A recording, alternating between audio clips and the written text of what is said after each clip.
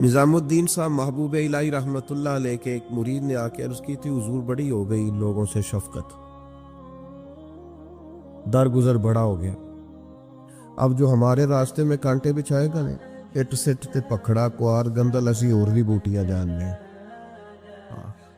اب جو ہمارے راستے میں کانٹے بچھائے گا ہم بھی اس کی راہ میں بچھائیں گے، اگر ہم گھر سے نہیں نکل سکتے تو نکلنے اسے بھی نہیں دیں گے، حضور اب دیکھ لیں گے۔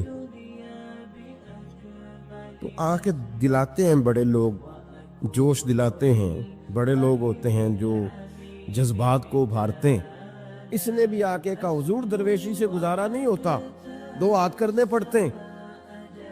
تو خواجہ صاحب مسکرائے، فرمانے لگے آدھے رستے میں اس نے کانٹے بچھا دیے، باقی آدھے میں تو نے بچھا دیے، سڑک تو ساری کانٹوں سے بھر جائے گی، تو راہ گیروں کی کیا غلطی ہے۔ خواجہ نظام الدین محبوب الہی رحمۃ اللہ علیہ نا پانی پینے جایا کرتے تھے، جمنا کا پانی بڑا میٹھا اور ٹھنڈا تھا، تو دریائے جمنا سے دور دور سے لوگ پانی لینے آتے۔ تھوڑی سی آبادی ہوتی ہے نا جب کسی شہر میں، تو اپنے محلے کے شہر کے لوگوں کو انسان پہچانتا ہے۔ بڑی آبادیاں ہو جائیں تو پھر چلو مشکلات ہوتی ہے، تھوڑی تھوڑی اس وقت آبادی رہتی تھی۔ فرماتے کہ میں جمنا کے کنارے جب پانی لینے گیا تو میرے محلے کی ایک عورت، وہ جمنا کراس کر کے نا پل کے اوپر سے، تو دوسری جانب ایک کنواں تھا، تو وہاں سے پانی بھر کے لا رہی تھی۔ تو رستے میں اس نے سلام کی، تو میں نے کہا بیٹے کہاں سے آ رہی ہو؟ کہنے لگی وہ کنویں سے پانی لا رہی ہو۔ تو میں نے کہا بیٹے زمانہ جمنا کا پانی پیتا ہے اور تم کنویں کا۔ تو بڑی وفادار تھی اپنے خامند کی، کہنے لگی حضور چھوٹا سا راز ہے، کسی کو آج تک بتایا تو نہیں، پر آپ تو ہمارے مرشد ہے نا، آپ تو شیخ ہے، آپ سے تو دعا لینی ہے، آپ کو بتا دیتی ہوں حضور یہ جمنا کا پانی نا کھانا زیادہ ہضم کرتا ہے، زیادہ ہضم کرتا ہے، تو کنویں کا پانی نا تھوڑا سا کھارا ہے، روٹی کم ہضم کرتا ہے۔ میرے خامند کی نا آمدن ذرا تھوڑی ہے، تو میں بجائے شکوہ کرنے کے بچوں کو کنویں کا پانی پلاتی ہوں تاکہ روٹی تھوڑی کھائے اور ہمارا گزارا ہوتا رہے۔ حضرت نظام الدین محبوب الہی رحمۃ اللہ علیہ فرمانے لگے، پتر میں کوئی مالدار صوفی نہیں، غریب اوپر وعدہ ہے، جب تک زندہ رہوں گا نا تیرے گھر میں ماہانہ خرچہ میں بھیجا کروں گا۔ عرض کی حضور کیوں؟ فرمانے لگے تو گھر کی چار دیواری پر بیٹھ کر، گھر کی چار دیواری کے اندر بیٹھ کر دکان پر اور کام پر مزدوری کرنے والے اپنے شوہر کے بارے میں اتنی اچھی سوچ رکھتی ہے، یعنی وہ مزدوری کرنے کے تو تیرا خیال ہے میں بوجھ نہ ڈالوں، جو دیتا اس میں گزارا کروں۔ فرمایا اگر تو اپنی ذات سے اٹھ کے سوچ سکتی ہے تو پھر تیرا سلوٹ بنتا ہے، اور تجھے سلوٹ یہ ملے گا کہ نظام الدین ہر مہینے تیری روٹی کا بندوبست کیا کرے۔ حضرت خواجہ نظام الدین محبوب الہی رحمۃ اللہ علیہ کے خلیفہ تھے حضرت امیر خسرو، بلکہ محبوب تھے۔ کبھی کبھی خلیفے اور محبوب میں بھی فرق ہوتا ہے، بلکہ محبوب تھے حضرت امیر خسرو رحمۃ اللہ علیہ، تو بادشاہ کے وزیر تھے۔ تو بادشاہ نے کہا ایک دفعہ کہ میرے لیے دعا تو کراؤ، دلی کے حالات ذرا خراب ہے۔ تو کہنے لگے میں نے کبھی نہیں کہا دعا کے لیے، میں نہیں سفارش کرتا، آپ خود کسی کو بھیج دیں۔ نے مجبور کیا تو کسی اور آدمی نے کہا حضور انہوں نے کئی دفعہ خواجہ امیر خسرو سے دعا کے لیے کہا ہے بادشاہ نے، تو یہ آپ کو کہتے نہیں، تو آپ دعا کر دیں۔ حضرت خواجہ نظام الدین صاحب کہنے لگے بادشاہ سے کہو میں نہیں تیرے لیے دعا کرتا، دعا کرانی ہے تو حضرت ابو علی قلندر کے پاس پانی پت جائے، وہ دعا کریں گے تو حالات صحیح ہو جائیں گے دلی کے۔ حضرت امیر خسرو نے جا کے بتا دیا کہ وہ کہتے ہیں وہاں سے دعا کراؤ، ادھر سے۔ کہنے لگے پھر تو نہیں جانا ہے؟ تو حضرت امیر خسرو کہنے لگے جی مجھے کسی اور کا رستہ آتا ہی نہیں، میں نے نہیں جانا۔ تو کہنے لگے اگر میں حکم کرا دوں تو کہا حکم کا میں پابند ہوں۔ حکم ہو گیا حضرت خواجہ نظام الدین صاحب کی طرف سے کہ جاؤ پانی پت۔ حضرت امیر خسرو گئے حضرت ابو علی قلندر کے پاس، ان سے جا کے دعا کرائی۔ پانی پت بڑی دور ہے دلی سے، دعا کرائی تو کہا بادشاہ سے کہنا حالات صحیح ہو جائیں گے، اور جب صحیح ہو جائے نا تو پھر میرے پاس آئے، صحیح ہو جائیں۔ دعا کی تو اگلے دن ہی معاملات بہتر ہونے لگے، ایک ہفتے میں سب چیزیں بادشاہ کے کنٹرول میں آ گئیں۔ گھوڑے پہ بیٹھا، مٹھائی لی، پھل لیے، پانی پت گیا، حضرت سے جا کے کہا حضور میں حاضر ہوں، کیا بتانا تھا آپ نے؟ آپ فرمانے لگے تو نے دعا کے لیے خواجہ نظام الدین صاحب سے کہا تھا، تو انہوں نے کیا کہا؟ کہ جناب انہوں نے کہا آپ سے دعا کرائیں۔ فرمانے لگے میں دعا کروں؟ جو ہر جمعرات خود خواجہ نظام الدین صاحب سے دعا کرانے جاتا ہوں. آج جمعرات جاتا ہوں دلی اور ان سے دعا کرا کے آتا ہوں. تجھے پتہ یہاں کیوں بلایا ہے؟ یہ بتانے کے لیے کہ تیرے حالات خراب کیوں ہوتے ہیں. کہ حضور کیوں ہوتے ہیں؟ فرمانے لگے تیرے حالات اس لیے خراب ہوتے ہیں کہ تو حضرت خواجہ نظام الدین صاحب کی قدر نہیں کرتا. ان کی قدر شروع کر دے, میرا وعدہ ہے تیرے حالات صحیح ہو جائیں گے. انہیں قدر چھوڑ دی ہے رب کریم کے بندے کہ تیری بغل میں رہتے ہیں نا, ساتھ ہوتے ہیں. تو کہتا ہے وہ تو میری رینج میں ہے, مسئلہ ہی کوئی نہیں, تیرے پاس ہوتے ہیں. اور فرمایا انہوں نے وہ دعا کرتے تو اللہ تیرے پہ بڑا فضل کرتا. انہوں نے میرے پاس تجھے بھیجا ہی اس لیے تھا کہ تجھے ذرا قدر پتہ چلے کہ اللہ والوں کی کوئی قدر بھی ہوتی ہے. ایسے ہی موقع تو میرے بھائی یاد رکھیں, نسبت کا ایک درجہ ہے, اور یہ ہم نا چکروں میں پڑے رہتے ہیں جس کی وجہ سے نقصان اٹھاتے ہیں. اپنے آپ کو سمیٹ کے رکھیں, نظر پر, زبان پر, سوچ کو پابند رکھیں. حضرت بابا بلے شاہ صاحب رحمۃ اللہ علیہ سادات کرام سے تعلق تھا, سید زادے تھا. سادات کرام کو اللہ یہ عزت دیتا ہے کہ پیدائشی طور پر بھی ان لوگوں کے پاس سند ہوتی ہے کہ ان کی عزت کرنا امت پہ ضروری ہے. تیری نسل پاک میں ہے بچہ بچہ نور کا, تو ہے نے نور تیرا سب گھرانہ نور کا. یہ ان کو فضیلت ہوتی. بابا صاحب فرماتے میرے پاس فضیلت تھی, عظمت تھی, میں سید زادہ تھا اور گیلانی سید غوث اعظم کی اولاد. لیکن آپ فرماتے ہیں مجھے پتا تھا کہ اندر سے میں خالی ہوں. ہمارے زمانے میں کچھ برادریاں ایسی ہیں جن کو ہم لوگوں نے بڑا بنا دیا ہے, وہ بڑے بن گئے ہیں, نیچے اترنے کو تیار نہیں. اور میں اکثر کہا کرتا ہوں کہ یہ زیادتی دونوں طرف سے ہوتی ہے. اصل مجرم وہ نہیں جو اپنے آپ کو بڑا جانتا ہے, اصل مجرم وہ ہے جو اپنے آپ کو چھوٹا سمجھتا ہے, وہ اصل مجرم. تو اس زمانے میں سادات کرام کی بڑی عزت تھی, بڑا نام تھا. تو بابا صاحب کہتے ہیں میرے گھر میں پیری مریدی تھی, ابا جی بھی پیر, دادا جی بھی پیر, پردادا جی بھی پیر, سارے پیر تھے. لیکن میں جب اپنے دل پہ نظر ڈالتا تھا تو خالی تھا معاملہ, شے کوئی نہیں تھی پاس. ہاتھ چموا لینا, نذرانہ لے لینا, بات ٹھیک ہے, لیکن نہ علم نہ معرفت, کوئی شے نہیں. اور فرماتے ہیں میں نے جب پلٹ کے دیکھا نا, پورے علاقے پہ نظر ڈالی تو ایک درویش بابا, ایک سادہ بابا سائیں عنایت قادری, جس کی کوئی بڑا نام نہیں, کوئی بڑی برادری نہیں, اور کام اس کا کیا ہے, رمبا لے لیتا اور سارا دن کھیتوں میں محنت کرتا. لیکن جب مغرب ہوتی تو اس بابے کی مجلس سجتی, اور کہتے ہیں جب ایک دفعہ وہ اللہ کہتا تو اس کی ساری داڑھی آنسوؤں سے بھر جاتے. اور جب عشاء کے بعد وہ حضور پہ درود پڑھنا شروع کرتا تو لگتا یہ کہ یہ سادہ نہیں پڑھ رہا, یہ مصطفیٰ کی زیارت کر کے درود پڑھ رہا.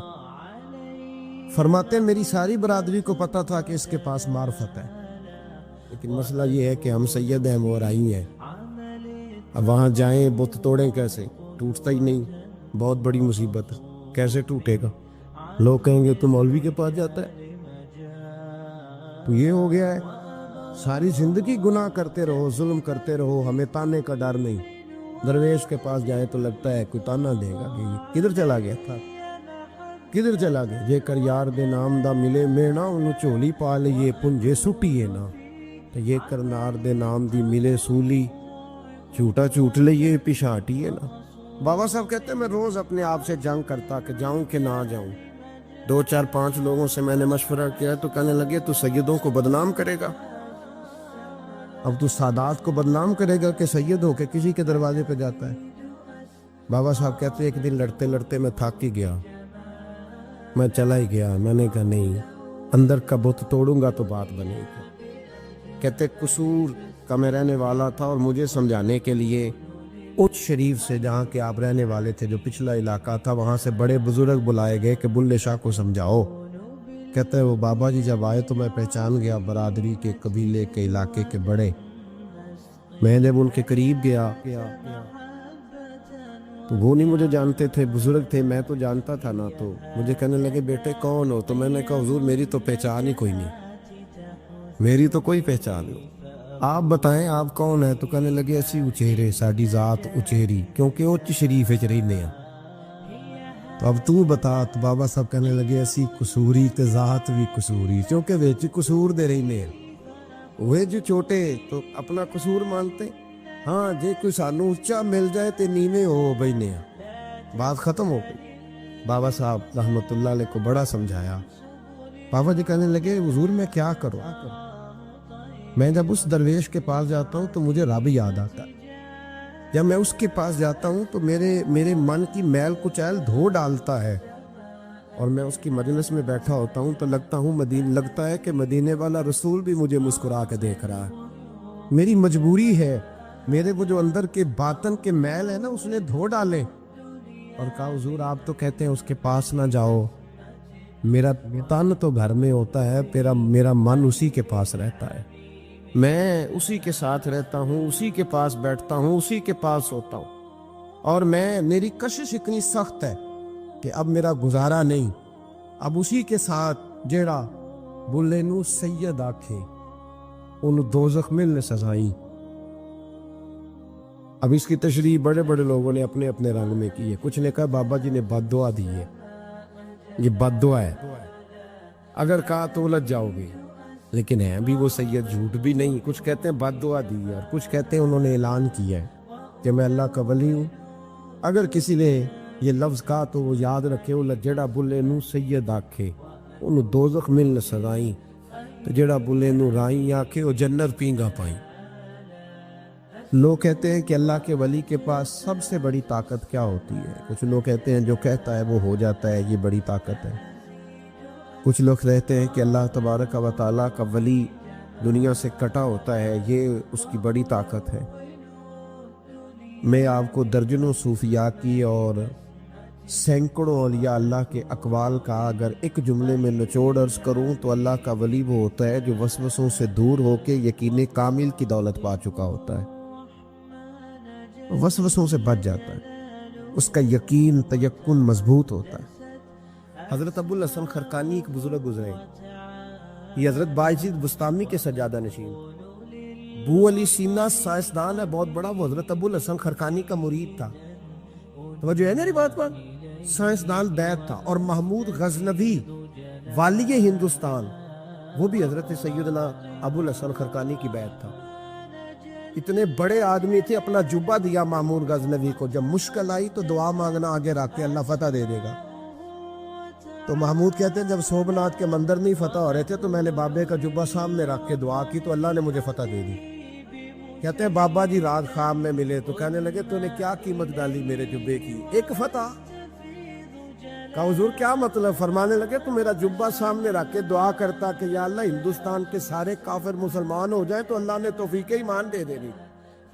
یہ تو نے کیا دعا مانگی ہے؟ پر دامنی پہ شیخ ہماری نہ جائیے، ہم دامن میں چھوڑ دیں تو فرشتے وضو کرے.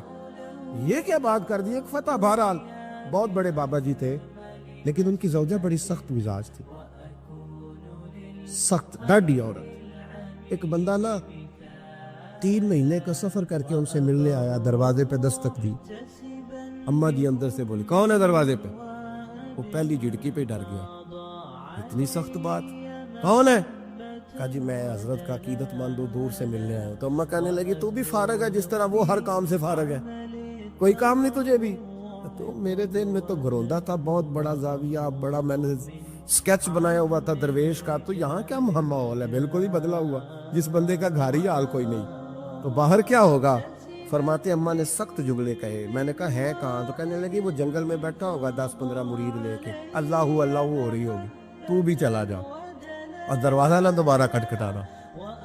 کہتا ہے میں بڑے ناراض پریشان ہوا کہ یار یہ کیا منظر ہے، اتنی سخت ماحول گھر کے اندر حضرت کے، اور میں 3 مہینے کا سفر. چلو وہ پیری مریدی والا تو میرا ذہن بدل گیا سارا ہی، لیکن میں نے کہا چلو آیا ہوں تو زیارت تو کر لوں.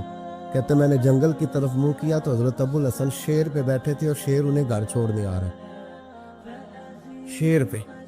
فرماتے میرے اندر پھر بدگمانی آئی. میں نے دل میں سوچا، میں نے کہا دیکھو بابا جی سے بیوی تو قابو آتی نہیں اور شیر پہ سواری کی ہوئی ہے. حضور کا فرمان ہے ترمذی میں، فرمایا اتقوا فراست المومن فإنہ ینظر بنور اللہ. مومن کی فراست سے ڈرو، یہ اللہ کے نور سے دیکھتا ہے. کہتے ہیں حضرت میرے دل کی بات جان گئے اور سلام کے بعد فوراً پتہ کیا کہا؟ توجہ ہے میری بات پر؟ فرمانے لگے او میرے بھائی، میری بیوی پردے کی بڑی صاف ہے، بستر کی بڑی صاف ہے، وہ کھانا مجھے وقت پہ دیتی ہے، میرا خیال کرتی ہے، زبان کی تلخ ہے کئی دفعہ خود بھی اسے پریشانی ہوتی ہے کہ میں ایسے کیوں بولتا ہوں، میں نے اگر چھوڑ دی نا اسے کوئی نہیں رکھے گا، بیچاری رسوا ہو جائے گی، آخر میرے بچوں کی ماں ہے۔ اور پھر حضرت ابو الحسن نے جملہ کہا تو وہ شخص کہتا ہے میں چیخے مار کے رویا، فرمانے لگے یہ جو میں شیر پہ بیٹھا ہوں یہ وظیفوں کی وجہ سے نہیں بیٹھا، چلوں کی وجہ سے نہیں بیٹھا، یہ بیوی کی وجہ سے بیٹھا ہوں۔ فرمانے لگے میں اس بد زبان سے حسن سلوک کرتا ہوں، اللہ نے یہ بے زبان مخلوق میری فرما بردار بنا دی۔ حضرت فخر جہاں دہلوی رحمت اللہ علیہ ہزاروں لوگ عقیدت مند تھے، اب اتنے لوگ پیار کریں تو بادشاہ وقت پریشان ہو گیا، اس نے کہا یہ مولوی کہیں حکمران ہی نہ بن جائے۔ اس نے ایک طوائف کو 4 پیسے دیے کہ تو نے اداکاری کر لی۔ حضرت جامع مسجد کی سیڑھیوں سے اتر رہے تھے، ارد گرد عقیدت مند تھے، راش تھا، وہ بی بی بنی صبری آ گئی، سلام لی اور باتیں ایسے کرنے لگی جیسے بڑی پرانی جاننے والی۔ کیا حال ہے؟ وہ کمر کے درد کا کیا حال ہے؟ سارے مرید پکے نہیں ہوتے، کچھ کچے پکے بھی ہوتے۔ وہ پریشان ہو گئے کہ بابا اور اتنی واقفیت طوائف سے۔ پھر وہ فوراً کہنے لگی میں اس وقت آنا نہیں چاہتی تھی، پر وہ جو رات آپ آئے تھے نا رات کو تو کھوٹے سکے دے گئے آپ۔ بازار گئی ہوں تو دکاندار نے لیے نہیں، بہت سارے بندے سوچ رہے تھے کہ ہم نے کبھی پوچھا نہیں پیر صاحب رات کو کہاں ہوتے۔ وہ پریشان تھی اور بی بی اداکاری کر رہی تھی۔ حضرت بڑے مطمئن ہے، رب کے بندے ہیں نا، بڑے اطمینان سے باتیں سن رہے۔ جب وہ چپ کر گئی تو آپ نے جیب میں ہاتھ ڈالا اور 3 دفعہ کہا بیٹی، او میری بیٹی، او پیاری بیٹی، پتر تو کھوٹے سکے دے دا اور اصلی لے جا، دوبارہ بھی کبھی ضرورت پڑی تو بیٹا آ جانا، فخر جہاں کا دروازہ کھلا ہوا ملے گا۔ یہ لفظ کہہ کے نا، یہ لفظ کہہ کے حضرت جلدی سے سیڑھیاں اترنے لگے۔ وہ بی بی تھوڑی دیر سکتے میں رہی اور پھر راج کے روئی اور پھر حضرت کے پیچھے دوڑی، جا کے آگے پیروں کی طرف بیٹھ گئی، ہاتھ باندھ دیے، کہنے لگی او دلی کے بے تاج بادشاہ، مجھے تو پیسے دیے گئے تھے تجھے بدنام کرنا تھا، میں وہ بی بی ہوں جسے اس کے اپنوں نے بھی بہن بیٹی کہنا چھوڑ دیا، میں تجھے بدنام کرنے آئی اور تو نے مجھے بیٹی بنا لیا، اور 3 دفعہ مجھے بیٹی بیٹی کہہ کے پکارا۔ میں تیرے صدقے جاؤں، اب میں اس شہر والوں کو بتاؤں گی کہ فخر جہاں کی بیٹی کیسی ہوتی ہے۔ یہ لفظ کہتے اس نے اپنا کپڑا اٹھایا اور چہرے پہ نقاب کیا، کہنے لگی سنو شہر والوں، آج کے بعد کسی طوائف کا کوٹھا سمجھ کے نہ آنا، میں نے اسے مسجد بنا دیا ہے، قیامت تک مدینے والے کے نام کی اذانیں پڑھی جائیں۔ اللہ والوں کا ضرب بہت بڑا ہوتا ہے، یہ الجھے نہ، پریشان نہ ہو۔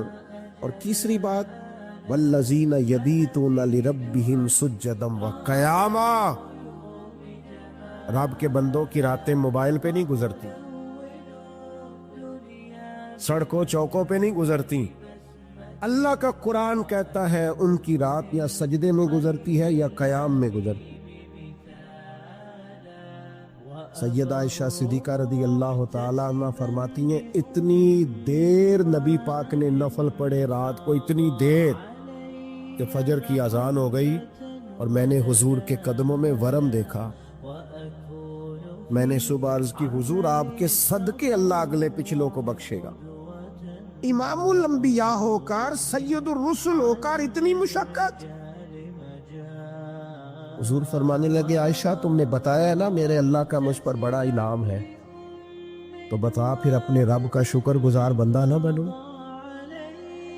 کبھی تو بھی تو ساری رات مصلی پہ گزارنا،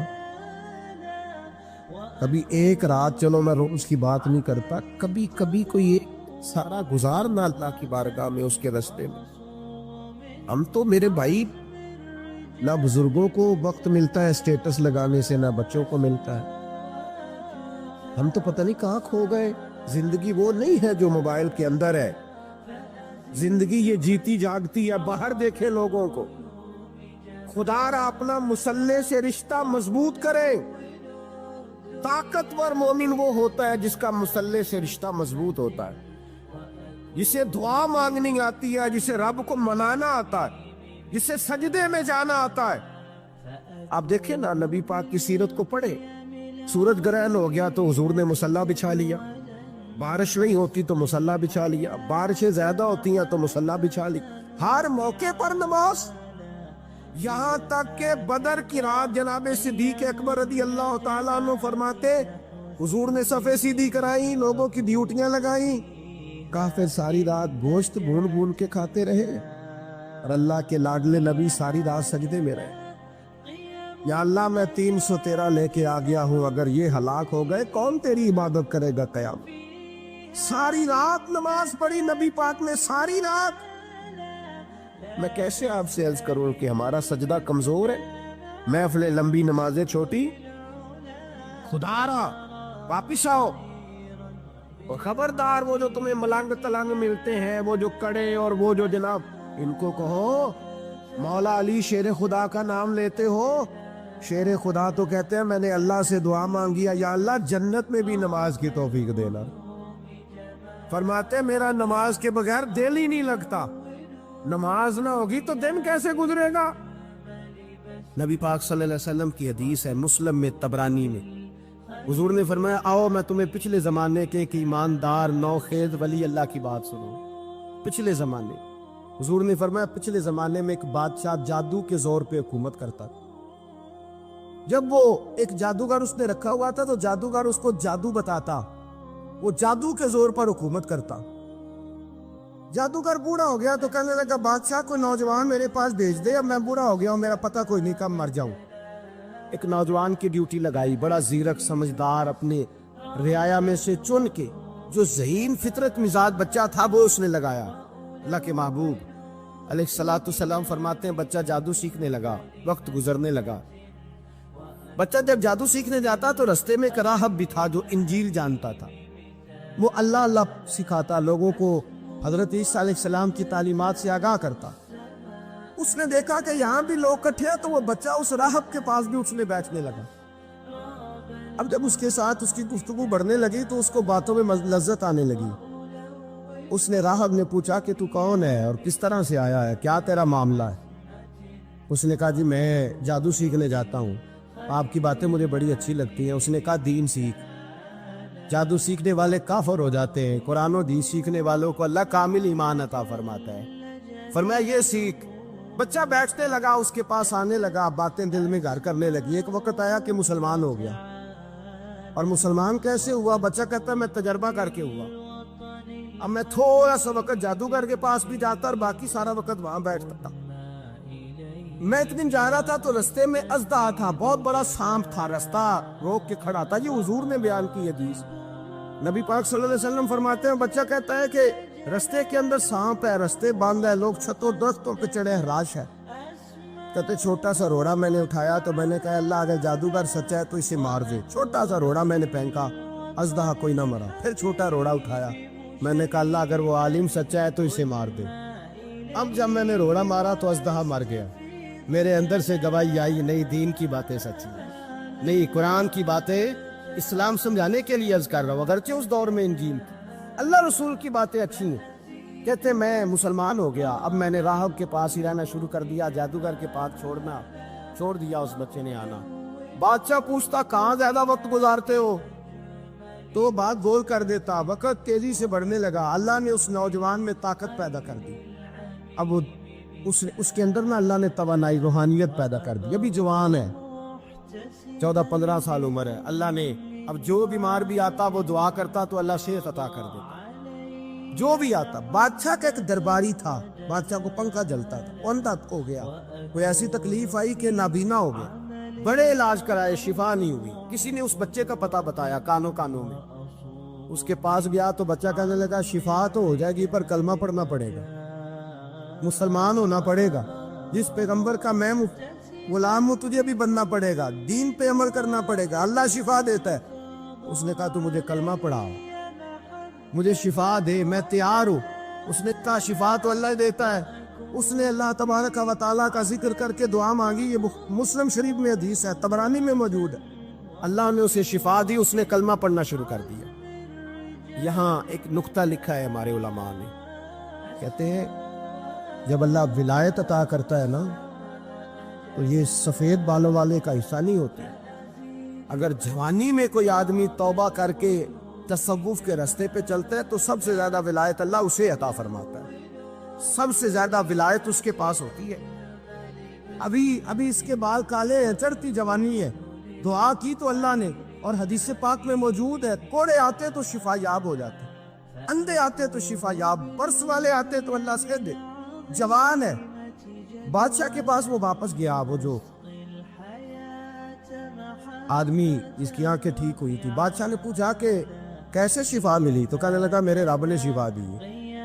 بادشاہ سجدے کراتا تھا, اپنے آپ کو منواتا تھا معاذ اللہ. کہنے لگا میرے علاوہ کون رب ہے؟ اس نے کہا وہی رب ہے جس نے تجھے پیدا کیا ہے, اور وہی رب ہے جس نے مجھ اندھے کو آنکھیں دی ہیں, وہی ہے میرا مالک. کہا اچھا تو مجھے نہیں مانتا؟ کہا نہیں, میں اپنے رب کو مانتا ہوں. بادشاہ نے اسے سزا دی, ستایا.